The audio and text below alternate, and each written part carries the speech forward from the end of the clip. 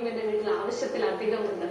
അബ്ദുൾ റഹീം ഒരു കാര്യം കൂടി തെളിയിച്ചിരിക്കുകയാണ്. സ്വർഗത്തിലെ കനി ദാ ഇവിടെ ഭൂമിയിലും ഈ കൊച്ചു കേരളത്തിലെ ഇവിടെ മലയോര മേഖലയിലും നന്നായി വിളയുമെന്ന്. കണ്ടില്ല എന്ത് ഭംഗിയിലാണല്ലേ അത് തൂങ്ങിക്കിടക്കുന്നത്.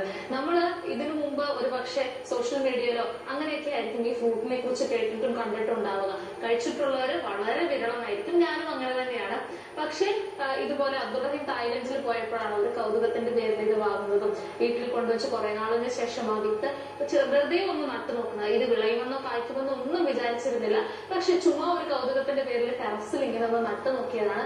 പക്ഷെ അത് വളർന്നു പടർന്നു പന്തലിച്ചു നിറയെ കായ്ച്ചിങ്ങനെ നിൽക്കുകയാണ്.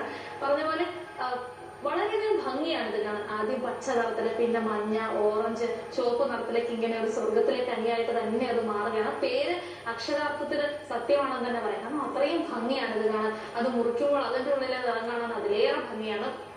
മാത്രമല്ല ഒരു പഴം ഏകദേശം 1 കിലോയ്ക്ക് മുകളിൽ വരുമെന്നാണ് പറയുന്നത്. അപ്പോൾ ഇതിന്റെ വില ഏകദേശം 1 കിലോയ്ക്ക് 1000-ന് മുകളിൽ വില ലഭിക്കും. കാരണം ഇവിടെ വളരെ റെയറായിട്ട് കിട്ടുന്നതാണല്ലോ. അതുകൊണ്ട് തന്നെ കുറച്ച് പൈസ കൂടിയ പഴമാണ്. പക്ഷെ എന്തുകൊണ്ടും ഇത് വളർത്തുന്നത് അല്ലെങ്കിൽ നടുന്നത് നല്ലതാണ്. കാരണം ഒരുപാട് നാളിൽ നിന്ന് നമുക്ക് ഈൽഡ് ലഭിക്കുന്നതാണ്.